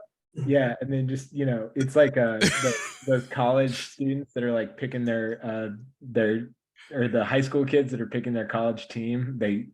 Ocean took the hat off and threw it on the desk. You know what I'm talking about? When high school kids end up on the news, they've got their When they signed with the team. Yeah. Oh yeah. Well, Ocean was a very serious student. Someone who took the program real seriously. Very seriously. So that's the ingredient that matters probably the most, is taking it serious. Taking Ocean never stops. Oh, that's the Rich Bowman. Back to Rich Bowman.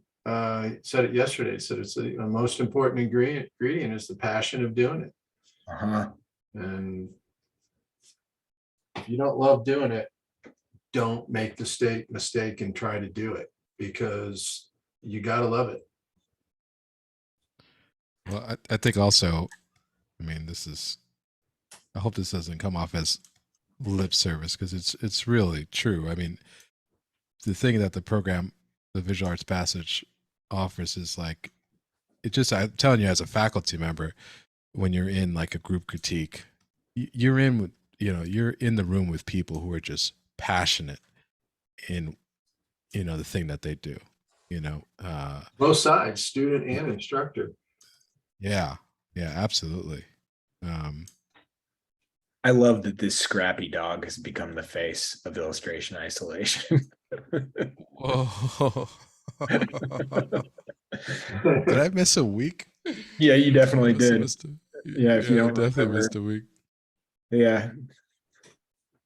Yeah, you missed a week for sure. Everybody, you got maybe a minute left. Start posting your work. I didn't mean to cut you off, Ray. No, please cut me off. You Yeah. do me a favor. You do me a favor.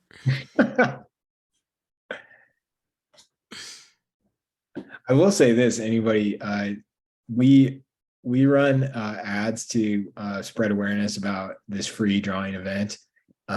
If you've been attending illustration isolation for a really long time and you want to help promote it, and if you want to contribute to the cause, send me a selfie video of you endorsing it. I don't say whatever you want. Send it to hello@visualartspassage. And just, it can be a selfie video. You can be holding the phone, doesn't have to be a production or anything like that. And just share what your experience was. And also just, it might end up in an ad, just heads up. So, but it really does help bring this like to more people, and it's been fun. We've been seeing a lot more people draw with us from all over the world, which is pretty amazing. In fact, it's safe to say, I'm going to do something right now. 1 second. Oh, while Timmy's doing that, about Robert Weaver, I'd be remiss if I didn't mention this. John, Bill, how good were those CBS drawings? Like from that portfolio? They were amazing. They were amazing. Oh my God. Also, I've seen more of the spring training drawings than were previously posted. My God. And there's Really? so many of them. They're so good. Did you see, Bill, did you see his retrospective? I They did. had it SVA. No, I didn't, unfortunately. Hey guys, we're gonna move to Instagram. While we're doing that, I just want to let everybody know I enabled the chat because it's late enough in the night. If anything bad happens, ignore it. But please use the chat, tell us where you're tuning in from, and be sure to select everyone. I just want to see, because we've had a ton of people tonight. The chat in Zoom, it's available. Cool. Yeah. I'm gonna regret this. Wow, that looks great, Ray. Wow, this is so cool. I miss seeing when people Thanks, do Bill. this. Likewise, man. Thank you. If you go on Pinterest, you can find a lot of Weaver's work as well. Cool. Guatemala, Seattle, Iceland. Nice. Iceland. Oh my God. Yeah, I said it weird. Sorry. I said Iceland. Serbia. Cool. Scotland, Nigeria. Sweet. Wow. Mexico see. City. Wow. Even in the first 9 Vancouver. pieces, I see a few, I see one of them popping up down from, well, 2 of them. Yeah. 3 of them. Really I great. think, yeah.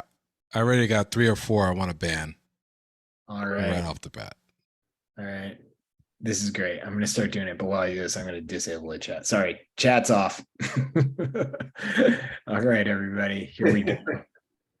I'm gonna start doing that at the end of the night. It's too nice.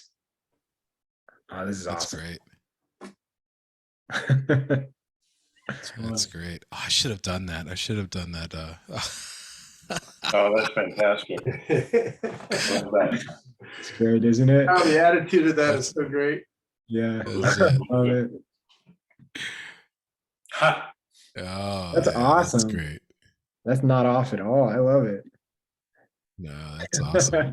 This one. Oh, that's great. It's so good. Oh, that's awesome. That was good. Yeah, I like that. That's That's great. so nice.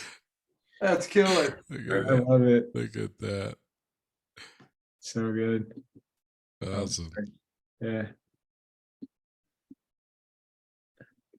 Cool. job. Oh man, this is great. Oh, I love that. That's great. That's really Man. good. Nice.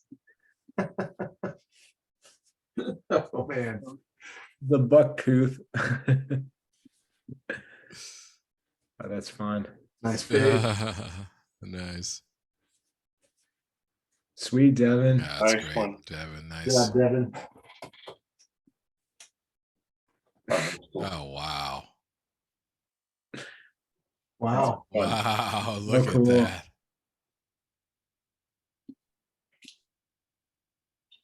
Nice ones. Nice. Oh man. So great. There you go. There. Oh, that's great. Felicity. Felicity, of course. Felicity doesn't even know what SNL is. I know, right? That's great. That's awesome. That one right there. This was a hoot. Oh, well, that's, Oh, look at that. there's some good drawings in there. Oh yeah. Love Dana Carvey. It's Oh, Randy. menacing. That's great. Love it. I love it. Good attitude. Molly Shannon. She's so great. Yeah. Oh, I love that. Oh my That's God. awesome. That's so cool. Nice. That is so good. Well done. Wow. Yeah, I love it. Nice. That's great. Yep. It's like a Yeah. thumb. It's like a thumb. Yeah. It is like a thumb. Yeah. Oh God. That's that I can now I can't unsee it. That's great. Awesome. That's Yeah. no, that's great too. Yeah. Wow. Yeah.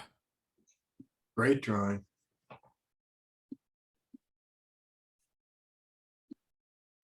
Very good. I think that the next time we need a backup, SNL 8, we'll do SNL early aughts. Yep.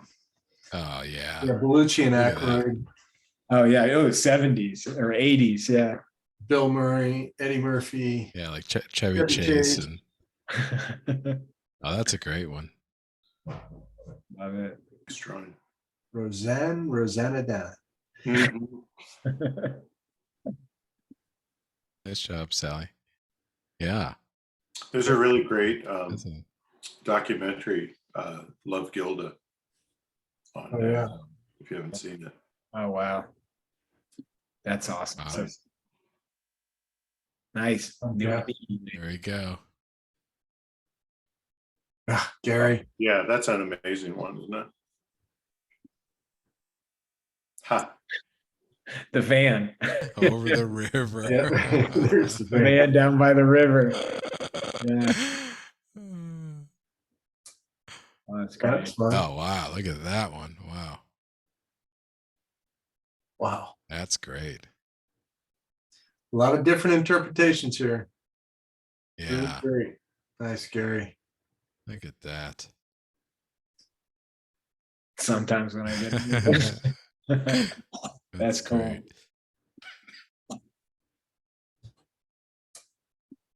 That's great. A lot of energy. Oh, that's cool. Oh, someone to David Spade. That's great. Yeah. David Spade needed more attention. I like the color. Yeah, that's great. That is nice. Perfect. Nice handling on that. Yep. That's great.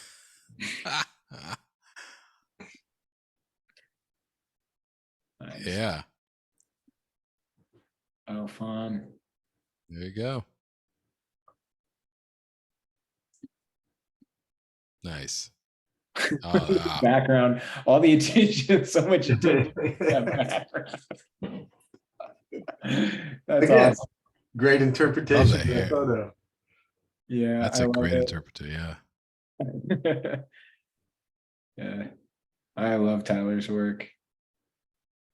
Nevada. Oh my God. They really nailed it on that. Yeah, they did, didn't Yeah. they? Look at that. Nice job. Nice, Peter. Wow. Wow. Yeah. Everyone's just got a lot of great energy here. This is great. I'll Look at keep that. knocking it out of the park. That's a tough shit. A lot That's of good great. drawers. Yeah.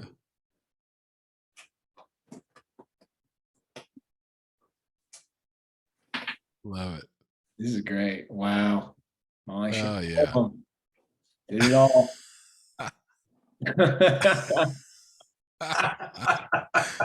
That's I love Farley in that. It's so cool. Farley, yeah. They really rotated him on that too. Yeah. Next one. That's great. Oh, well done. Every one of Farley's chins is, Yeah. you know. Wow. That's in living color. Kim Wayans. Another late night show, but yeah. All right. Fun. Wow. Still got the likeness though. That's great. Yeah. I like that somebody drew in living color because, you know, I was reading about Chris Rock. He left SNL to go to In Living Color, and then he said it got canceled like 4 weeks after he joined. Oh no, you really? I Yeah. didn't know he was ever on In Living Color. I don't know that he was. I don't know how it was like Wow. really, it was like tight window. Yeah. God, I grew up with that. That's it. That's my heyday right there. Yeah. Awesome. Wow. Church lady. It's great. That's really good. I keep reacting Yeah. to my drawing of Dana Carvey as church lady. And I keep thinking, it looks like his hair looks like it's a wig. And I'm like, it is. That's how good of a character. Oh, he look was. at that one. That's great. Killer. That's awesome. Nice. Man. That background really lends so well to that. Yeah. Yeah, There you go. love it. Wow, we had a lot of people drawing with us tonight. That's good. That's a Yeah, good. that's drawing. great. Wow. Nice too. Nice, Ocean. There you go. Very nice. That's great. See? Yeah. That's great. Oh man, Oh, that's yeah. awesome. Oh, very nice. Nice. Awesome. David Spade. That's fun. Wow. Sweet. Superstar. It's terrific. Oh man, Oh man, good drawings. a lot of them. That's awesome. Yeah. Oh, that's cool. That's Look at Well done, that. Sally. mixed media right there. Wow. Very. Wow. Took Lisa Sears' class. Yeah, check it out. Jeez, Sal. how long did that take? Holy moly. That would have taken me. Yeah, all and you day could to do cover it in that. Look glue. You could- at Ray's gonna bust out the glue sticks next week. No, thank you. No, Yeah. thank you. Oh, awesome. There you That's go. great. He does look like a turtle. Yeah. I love that. That's great. Great attitude on that one.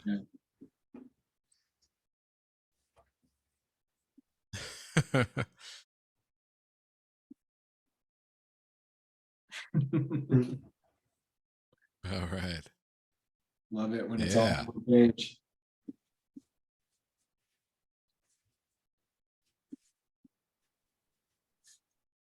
That's fun. Awesome. Ooh, good Yeah. drawing. Nice. Expression just kills me. That's good. Motivational speaker. Oh yeah. Oh, that's awesome. It is, right? Oh, look at that. There you That's cool. go. Yeah. Nice.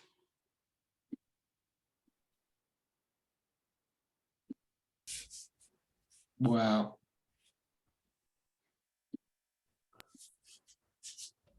Nice, Nicole.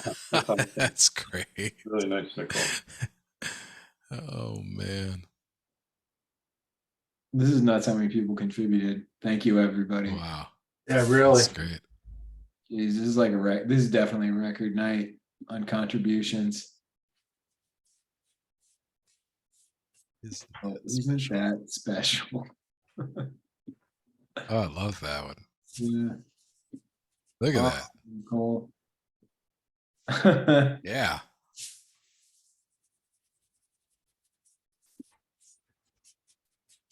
I love it. Oh wow. Very nice. Cool, Leslie.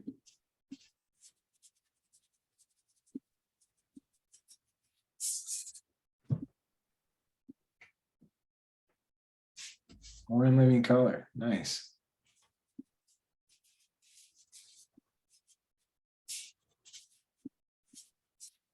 All right. That's And we've got a off the different deep week, I end. guess. Can we get to the end? Yeah, I like that the end is in living color, which is like the competing show at the time. Thank you for contributing to that. We do appreciate you drawing. You know, I do want to say that if you ever want to tune in and draw something else, you can. I like it when people work from the prompts we give, but don't ever feel like you can't draw what you want to draw. That was an awesome night, everybody. Thank you so much. Yeah, thank you, everybody. Thank you, Bill, and thank you, Ray. Thank you, Timmy. Thank you for Cassandra. Thank you, Cassandra, who's already left to take care of her sick daughter. And it was a very fun night. Again, Timmy, I think a record number of people shared their work tonight. That's really fun. Yeah. So everybody have a nice night. Thank you. Sign up for Lisa Sears class. If you have questions, email us hello@visualartspassage. Tune in next week. We're going to be drawing Rachel Morrison's stills from her cinematography. It's going to be awesome. That's going to be terrific. All right. She's an icon, so don't miss it. Thank you, everybody. Thanks, guys. That was fun. Thank you, everyone.